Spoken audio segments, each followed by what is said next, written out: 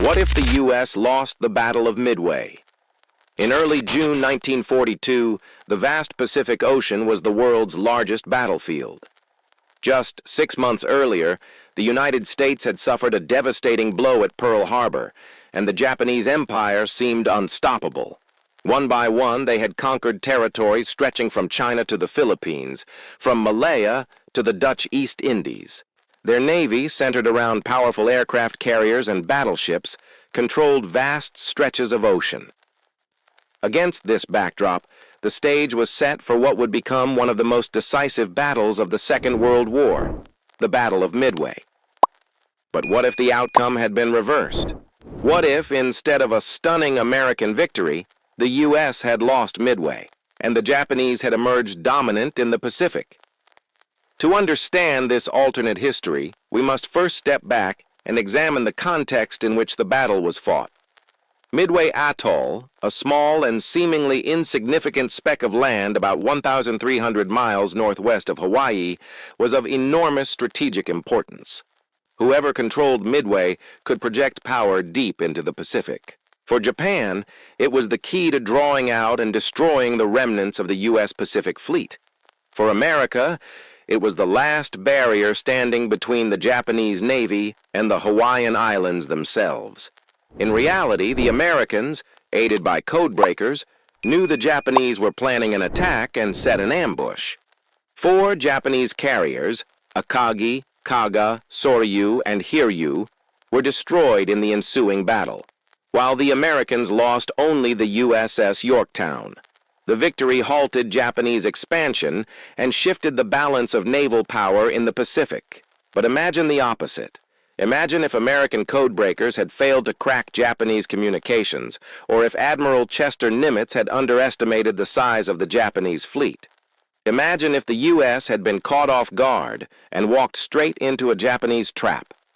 In this alternate timeline, the Japanese carriers unleash their aircraft with devastating precision.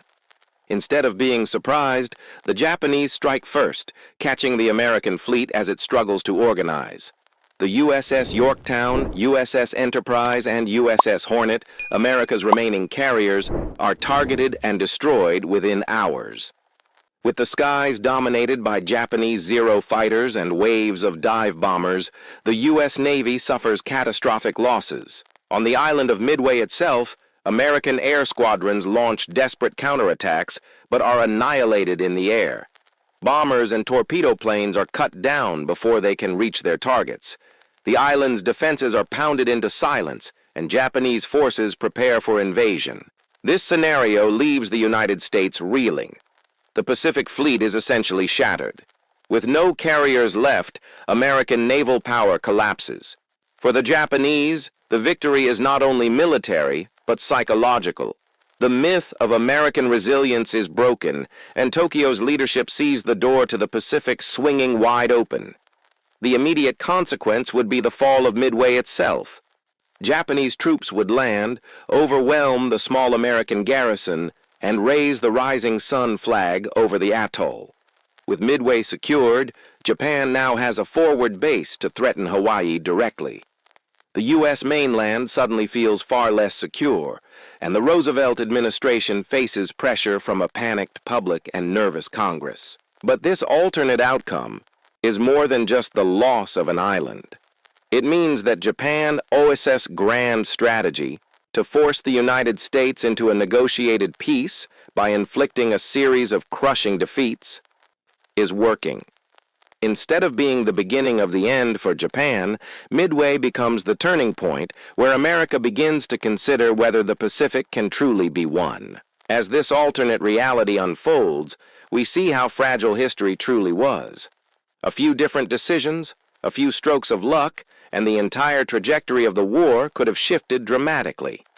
In this world, the United States now faces its darkest hour in the Pacific, and with the U.S. fleet in ruins, Japan's eyes inevitably turn toward Hawaii.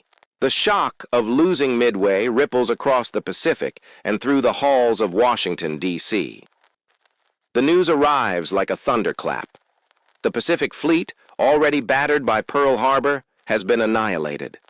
The few surviving ships limp back to Pearl Harbor under constant threat of Japanese submarines and long-range reconnaissance planes. The aircraft carriers, the backbone of American power projection, are gone. With Midway captured and the U.S. Navy shattered, Japan now commands the seas from Asia to the doorstep of Hawaii. The Japanese High Command seizes the moment. Midway is quickly fortified with anti-aircraft guns, radar stations, and runways for Japanese fighters and bombers. Within weeks, the atoll is transformed into an unsinkable aircraft carrier, a forward base bristling with firepower. From this new stronghold, Japanese reconnaissance flights push deeper into the Pacific, probing for weaknesses, testing American resolve, and preparing for what Tokyo S. admirals hope will be the decisive blow, the conquest of Hawaii itself. For the people of Hawaii, life changes overnight. The islands, once considered a safe distance from the front lines, are now staring directly at the enemy.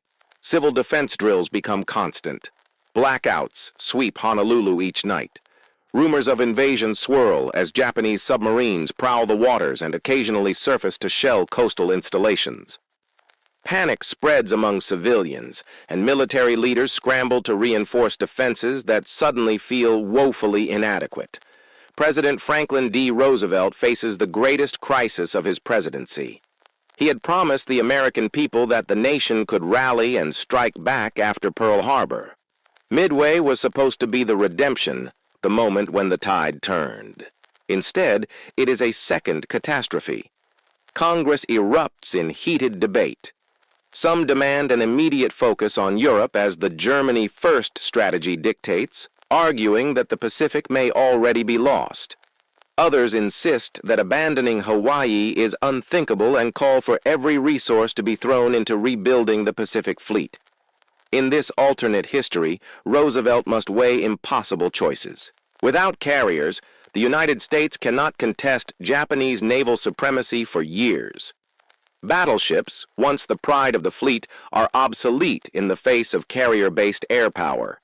America must accelerate shipbuilding at a frantic pace, but new carriers will not be ready until 1943 or later. Until then, the Pacific lies vulnerable. For Japan, the victory provides both opportunity and danger. The military believes that striking Hawaii will break America's will to fight. Japanese propaganda proclaims that the empire is destined to rule Asia and the Pacific, presenting the conquest of Midway as proof of divine favor. At the same time, cooler heads within the Japanese government warn that America's industrial capacity remains a sleeping giant. Even without a fleet, the United States has resources far beyond anything Japan can match. Every month that the war continues, the balance of production tilts further toward Washington. Still, buoyed by triumph, Japan chooses to press its advantage. Submarines tighten a blockade around Hawaii. Supply convoys from the mainland are harassed or destroyed, leaving the islands increasingly isolated. Japanese bombers launch long-range raids from Midway, striking Pearl Harbor once again, this time with far less resistance. The damage mounts. Airfields are cratered, fuel depots go up in flames, and morale among American forces sinks lower and lower. Across the Pacific, Japanese forces consolidate their empire. The Philippines, already under occupation, is further entrenched. Burma and Malaya remain under firm control, and the Dutch East Indies provide a steady stream of oil and rubber. With the U.S. fleet crippled, Australia feels exposed, and Britain, already stretched to its limits in Europe and North Africa, cannot spare the ships needed to protect its Pacific dominions. Tokyo's dream of a vast Greater East Asia co-prosperity sphere now looks achievable. The Soviet Union watches with concern. Though locked in a brutal struggle with Germany on the Eastern Front, Stalin understands that a victorious Japan in the Pacific could threaten Siberia. American and British leaders, desperate to keep the Soviets in the fight against Hitler, must now consider how their Pacific disaster affects the Grand Alliance. Lend-lease shipments, once flowing steadily to the USSR through the Pacific, are disrupted by Japanese naval patrols. Stalin begins to question whether the Allies can truly keep their promises. On the home front, the American public is stunned. Newspapers run headlines declaring the Pacific Fleet destroyed and Midway lost. Families already reeling from the loss of sons at Pearl Harbor now face the reality that the war will drag on for years. Recruitment surges as anger replaces despair, but beneath the surface lies a gnawing fear. Can the United States actually win? This alternate timeline exposes just how delicate America's position was in 1942. In reality, Midway was a narrow victory won by skill, bravery, and luck. But had the dice rolled differently, the United States could have been plunged into its darkest hour. Instead of turning the tide, Midway would have been remembered as the moment the Pacific slipped from America's grasp. As the Japanese strengthened their hold on Midway and set their sights on Hawaii, the United States faces an agonizing truth. Without immediate victories, the war in the Pacific may already be lost. The loss of Midway places Hawaii in the crosshairs, and the Japanese High Command wastes no time in exploiting the opportunity. With their carriers intact and emboldened by triumph, Tokyo authorizes Operation Aoba, a bold plan to isolate and, if possible, neutralize the Hawaiian Islands. The campaign begins not with massive fleets or landing forces, but with the slow, suffocating squeeze of attrition. Submarines fan out across the Pacific, lying in wait along shipping routes. Convoys departing from California and the West Coast are hunted relentlessly. Tankers carrying vital fuel and cargo ships loaded with food and ammunition are picked off one by one, until the journey to Pearl Harbor becomes a gamble with increasingly fatal odds. As weeks turn into months, Hawaii grows tense and anxious. Supplies dwindle, rationing intensifies, and ordinary residents face shortages of everything from flour to gasoline. The civilian population, already rattled by the memory of Pearl Harbor, now lives under the constant shadow of enemy planes. From Midway, Japanese long-range bombers stage daring raids against Oahu. Air raid sirens wail in Honolulu as bombs crater runways and explode near the naval yards. The psychological toll begins to weigh heavily on the population. American commanders on the islands prepare for the unthinkable: invasion. Coastlines are fortified with barbed wire, pillboxes, and artillery emplacements. The National Guard is mobilized, and hastily trained units drill constantly in the humid heat. Every man and woman is told to be ready to defend the islands. Yet despite these preparations, the underlying reality is grim. Without a functioning Pacific Fleet to provide cover, Hawaii feels exposed and vulnerable, like an outpost waiting to be overrun. In Washington, debates rage over how to respond. Some advisors argue that Hawaii must be defended at all costs, that losing it would devastate morale and sever America's reach into the Pacific. Others, quietly but urgently, propose a more radical idea: that Hawaii may not be defensible at all. With Japan dominant in the ocean, reinforcing or resupplying the islands risks catastrophe. To continue pouring resources into a doomed defense could weaken America's war effort elsewhere, particularly in Europe, where Churchill pleads for aid against Hitler's relentless offensives. President Roosevelt refuses to concede the islands, at least publicly. He delivers stirring radio addresses, assuring Americans that Hawaii will never fall, that the Pacific will be reclaimed. Yet inside the White House and the Pentagon, the mood is darker. Intelligence reports suggest that Japan is building up troops and transport ships across the Pacific, assembling the forces required for a massive amphibious assault. The shadow of a second Pearl Harbor, this time with an invasion to follow, looms over every strategy meeting. Meanwhile, Japan calculates carefully. The High Command knows that invading Hawaii outright would be risky. The logistics of transporting tens of thousands of troops across thousands of miles of ocean are daunting, even with Midway as a forward base. Still, Japanese leaders believe that the perception of invincibility is almost as important as actual conquest. By bombarding Hawaii, starving it of supplies, and projecting the constant threat of invasion, they hope to sap America's will to continue the war. Tokyo's dream is that Washington will eventually sue for peace, conceding Japan's dominance in Asia and the Pacific in exchange for a halt to further attacks. As Hawaii buckles under the pressure, the wider world takes notice. In London, Winston Churchill fears that if Hawaii falls, the United States might be forced into a purely defensive stance, leaving Britain and the Soviet Union to face the Axis powers without American strength. In Moscow, Joseph Stalin watches closely, aware that a victorious Japan in the Pacific could one day threaten Soviet territory in Siberia. Allied unity, so vital to the war effort, begins to fracture under the weight of uncertainty. For ordinary Americans, the situation feels like a nightmare. Newspapers run maps showing Hawaii surrounded by Japanese bases, with arrows pointing menacingly toward California. Families listen to Roosevelt's speeches with a mix of hope and fear, wondering whether the war is slowly drifting toward the American mainland. Military recruiters see a surge in volunteers, driven by anger and desperation. But even this renewed spirit cannot conceal the sobering reality. It will take time, perhaps years, before new carriers and fleets are ready to reclaim the seas. This alternate reality underscores just how close the Pacific War teetered on the edge in 1942. In our timeline, Midway halted Japan's momentum, giving America the breathing room it needed to mobilize its vast industrial power. In this timeline, the opposite occurs. Japan seizes the initiative, and the United States finds itself fighting from a position of weakness, forced to defend rather than strike. As Japanese forces tighten their grip and begin preparing for the boldest move of all, a direct assault on Hawaii, the world braces for a turning point. If the islands fall, the Pacific becomes a Japanese lake, and the balance of World War II tilts dangerously in favor of the Axis. By late 1942, the Japanese Empire stands at the height of its power.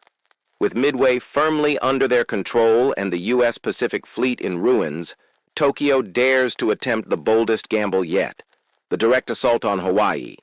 For Japan, the islands are not just a strategic prize, but a symbol. Capturing them would send a message to the world that America, once considered untouchable, is vulnerable and exposed. The operation is designed to break American resolve, to force the United States to accept a negotiated peace that leaves Japan's empire intact. The assault begins with an intensified blockade. Japanese submarines swarm the approaches to Hawaii, sinking any convoy brave enough to attempt the journey. Long-range bombers operating from Midway hammer Pearl Harbor's docks and airfields with increasing ferocity. Fuel reserves run dangerously low, aircraft are cannibalized for spare parts, and defensive positions along the beaches are constantly reinforced in anticipation of the inevitable invasion. Life for civilians becomes increasingly grim. Rationing is tightened to the breaking point, and the population lives under the constant fear that the enemy could arrive at any moment. Then, in December 1942, the invasion begins. Under the cover of darkness, a massive Japanese fleet steams east from Midway, escorted by carriers, battleships, and cruisers. At dawn, the horizon near Oahu fills with silhouettes of transport ships carrying tens of thousands of soldiers. American defenders, alerted by reconnaissance planes, brace for the assault. Sirens echo across Honolulu, and anti-aircraft guns open fire as Japanese planes dive out of the morning sky. The first hours of the battle are chaos. Waves of Zero fighters strafe airfields while bombers crater runways, preventing American aircraft from taking off. Along the beaches, Japanese landing craft push through surf and gunfire, disgorging soldiers who rush ashore under the cover of naval artillery. American defenders fight fiercely from fortified bunkers and trenches, exacting a heavy toll. But the sheer scale of the assault threatens to overwhelm them. For the defenders of Hawaii, the experience is harrowing. Civilians huddle in shelters as artillery shakes the ground. Communication lines falter, leaving commanders struggling to coordinate resistance. Though the defenders hold key positions for hours, by the end of the day, the Japanese secure several beachheads. The battle for Hawaii has begun in earnest, and it promises to be long and brutal. In Washington, the invasion sets off a firestorm.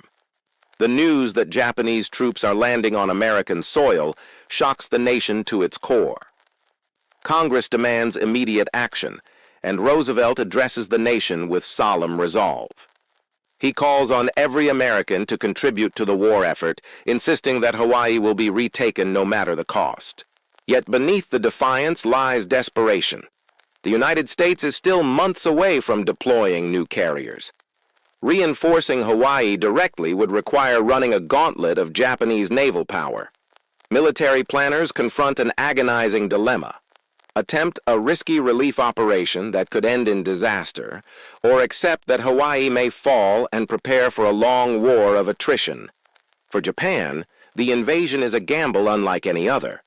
Their forces, though victorious at Midway, are stretched thin across Asia. Supplies are not infinite, and every mile further from home makes logistics more precarious. Yet their commanders believe that the potential payoff justifies the risk. If Hawaii falls, Japan will control not only the Western Pacific, but also the Central Ocean, placing the U.S. mainland within reach of long-range raids and cutting America off from its allies in Australia and Asia. The battle drags on for weeks. American forces, though outnumbered, fight doggedly, turning every ridge, valley, and street into a fortress. The memory of Pearl Harbor fuels their determination, and civilians join in the effort, digging trenches, carrying supplies, and supporting the defenders. Japanese troops, though disciplined and experienced, find the terrain and resistance far more difficult than anticipated. Every gain comes at staggering cost, and the invasion begins to bog down into a grinding struggle. Meanwhile, across the United States, the invasion galvanizes the public like nothing before. War bond drives surge, factories work around the clock, and enlistment offices are flooded. While Midway's loss had shaken confidence, the battle for Hawaii reignites American resolve. The nation now views the conflict not as a distant war, but as a fight for survival, one that demands total mobilization. The Allies watch anxiously. Britain fears that if Hawaii falls, the U.S. might shift even more resources away from Europe, weakening the fight against Germany. Stalin, always suspicious, wonders whether America can truly sustain a two-front war. Yet the Japanese gamble also stirs hope among the Allies. If Japan commits so heavily to Hawaii, perhaps they will overextend themselves, creating openings elsewhere in the Pacific. As 1942 turns to 1943 in this alternate timeline, the battle for Hawaii becomes a defining moment of the war. Streets in Honolulu echo with gunfire, trenches scar the beaches, and skies are filled with dueling aircraft. Both sides understand that the outcome will shape the future of the Pacific and perhaps the entire war. For Japan, victory could secure an empire that stretches across half the globe. For the United States, defeat would be unthinkable, a blow from which recovery might take years. The Pacific has become a crucible, and the fate of Hawaii hangs in the balance. By early 1943, the fight for Hawaii grinds on. What began as a daring Japanese gamble to seize the islands has turned into one of the most desperate battles of the war. Honolulu and Pearl Harbor are scarred by weeks of relentless combat. Smoke rises daily from the docks. Neighborhoods lie in ruins, and the once bustling naval base is now a shattered battlefield where American defenders fight block by block to hold back the invaders. The Japanese, though they landed with strength and momentum, quickly discover the limits of their reach. Supplying tens of thousands of troops across thousands of miles of ocean becomes a nightmare. Convoys sailing from Midway and the Marshall Islands are harassed by long-range American submarines, which sink transport after transport. Fuel shortages plague the fleet, forcing Japanese carriers and battleships to conserve operations. Every mile closer to Hawaii strains their logistics further, while American reinforcements, though limited, filter in through secret submarine runs and carefully staged convoys that slip through the blockade. The U.S. Army and Marine Corps transform Oahu into a fortress. Mountains become defensive strongholds. Tunnels are dug into volcanic rock, and artillery batteries are repositioned to cover every likely approach. Civilians take an active role in the defense, building barricades, carrying messages, and maintaining supply lines under fire. Despite exhaustion and shortages, morale remains remarkably high, fueled by Roosevelt's speeches and a sense that the entire nation is watching them. For Japanese commanders, frustration grows. They had hoped Hawaii would collapse quickly, that the shock of invasion would force Washington to sue for peace. Instead, they find themselves locked in a grinding war of attrition against an opponent that refuses to yield. Even victories feel hollow. After days of brutal fighting to capture a ridge or airfield, American counterattacks often reclaim the ground at night. The invasion, intended as a masterstroke, begins to resemble a quagmire. Meanwhile, across the continental United States, the attempted conquest of Hawaii becomes a rallying cry. Factories roar with activity, producing new aircraft, tanks, and warships at a staggering pace. Shipyards on the West Coast launch new carriers monthly, while pilots undergo accelerated training programs. Newspapers run daily headlines on the battle for Hawaii, and enlistment surges as young men flood recruitment offices. Rather than breaking American morale, Japan's invasion has ignited a firestorm of determination. Internationally, the consequences are profound. Britain, struggling under German bombing campaigns, fears that the U.S. might turn inward and prioritize the Pacific over Europe. Churchill writes frantic letters to Roosevelt, urging that Germany must remain the first priority. But Roosevelt can no longer ignore the Pacific. The invasion of Hawaii has transformed Japan into America's most immediate threat. In Moscow, Stalin watches closely, wondering whether the U.S. will be able to deliver promised aid through the Lend-Lease program. The global alliance against the Axis powers now feels strained, as each nation pursues survival in its own theater. Back in the Pacific, the fighting escalates. Japanese forces manage to capture sections of Oahu, including key supply depots and portions of Honolulu's outskirts. Yet every advance is met with ferocious resistance. American defenders, supplied in part by submarines delivering ammunition and food, refuse to collapse. In the skies, U.S. pilots flying outdated aircraft still harass Japanese bombers, while anti-aircraft fire makes every raid costly. By mid-1943, Japan faces an impossible dilemma. They control Midway and have troops on Hawaiian soil, but their fleet is overstretched, their supply lines fragile, and their resources dwindling. The conquest of China already drains enormous manpower, and with the Allies advancing in North Africa and preparing for invasions in Europe, Tokyo realizes it cannot count on Germany for relief. For the first time since Pearl Harbor, the Japanese High Command begins to question whether Hawaii can truly be held. For Washington, the path forward is equally perilous. Retaking Hawaii will require a massive naval campaign, one that risks catastrophic losses if undertaken too soon. Yet leaving the islands in Japanese hands is unthinkable. Military planners debate two options: strike immediately with whatever forces are available, or wait until the growing wave of new carriers, planes, and warships can shift the balance decisively. Roosevelt, under pressure from the public, leans toward action. The nation demands a counterblow, something to prove that America will not surrender its own territory. In this alternate history, the battle for Hawaii becomes the Pacific War's Stalingrad, a prolonged, grinding clash that drains both sides and shapes the future course of the conflict. For Japan, victory would mean securing dominance of the Pacific and forcing the U.S. into negotiations. For America, holding out, or retaking the islands if lost, would signal the beginning of Japan's downfall. The fate of Hawaii, and perhaps the fate of the entire Pacific, hangs on the razor's edge. Both nations pour everything they have into the struggle, knowing that the outcome will echo far beyond the beaches and mountains of Oahu. By late 1943, the clash over Hawaii reaches a breaking point.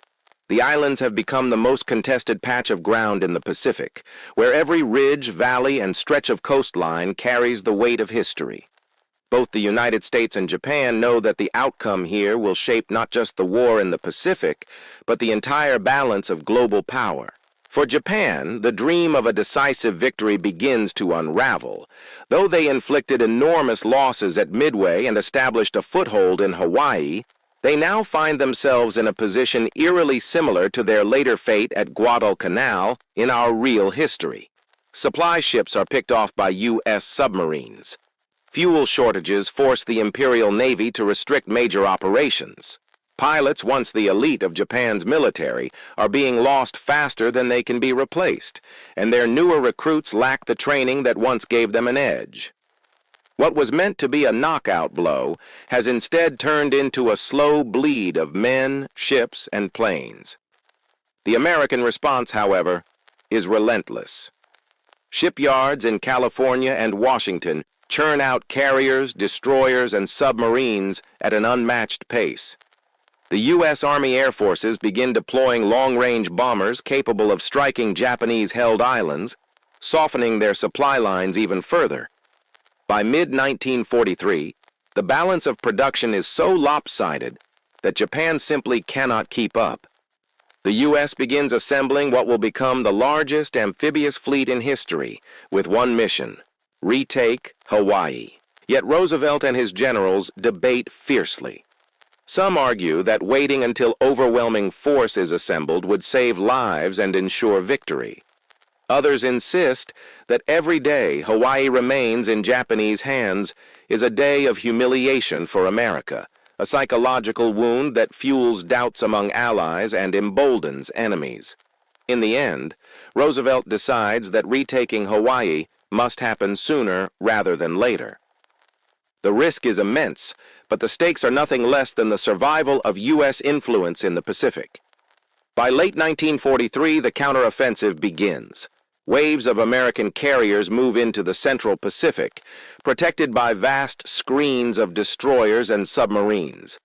Air superiority becomes the first objective.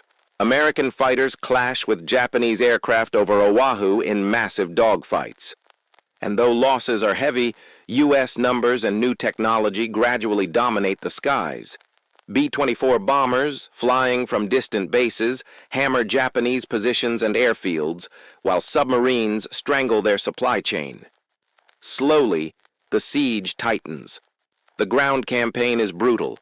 When American Marines and Army divisions launch their amphibious assault to reclaim lost territory, the beaches of Oahu become scenes of unimaginable intensity. Japanese defenders, determined to hold their prize, dig in with trenches, bunkers, and fortified caves. For weeks, the battle rages in a deadly stalemate, but unlike the Japanese, America can replace its losses. Ship after ship delivers fresh troops, tanks, and artillery, while Japanese reinforcements struggle to make it across the submarine-infested Pacific. By early 1944, the tide turns decisively. American forces push inland, reclaiming Honolulu and finally raising the Stars and Stripes once again over Pearl Harbor. The Japanese retreat to fortified mountain positions, but are slowly crushed by superior firepower and a constant rain of bombs. The once bold gamble that began with victory at Midway ends in disaster for Tokyo. The consequences ripple across the world. With Hawaii back in American hands, Japan has exhausted much of its fleet and lost tens of thousands of its finest troops. The momentum shifts permanently. The U.S., emboldened by victory, presses on across the Central Pacific, launching new offensives at the Marshalls, Marianas, and beyond. Japan, now fighting defensively, can no longer hope to win. The war becomes a question of when, not if, the Allies will triumph. Globally, the alternate Midway shapes perceptions in fascinating ways. Britain and the Soviet Union, initially alarmed by America's struggle, are reassured by the eventual recovery. Churchill hails the recapture of Hawaii as the turning of the Pacific tide, while Stalin privately acknowledges that American industry has proven itself a decisive factor. Among the Axis powers, Germany grows anxious. Hitler had hoped Japan's victories would tie down the U.S. indefinitely, but instead, America emerges even more determined and militarized. For Japan, the loss is catastrophic, not only militarily, but politically. The failure to hold Hawaii undermines the legitimacy of its leadership. Citizens, once promised a new Pacific empire, now face the reality of endless war, rationing, and mounting losses.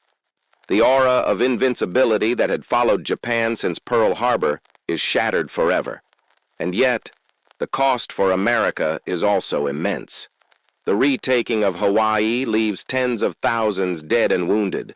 The islands themselves are devastated, their cities scarred by months of bombardment and fighting. Families mourn sons who fell in distant battles, and the public realizes that even with victory, the road ahead will be long and bloody.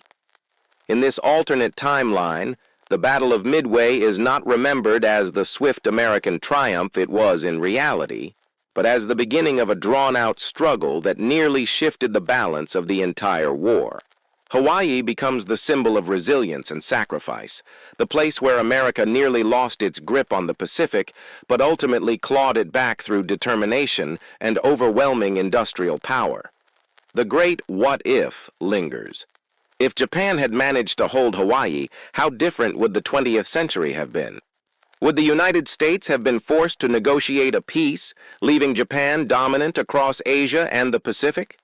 Would the European theater have suffered without full American support? Or would nuclear weapons once developed have changed the course of events yet again? The world can only speculate. What remains certain is that the real Battle of Midway, though brief, spared humanity from this darker, drawn-out conflict. The razor-thin margins of history remind us how fragile victory can be, and how easily one battle might alter the fate of nations.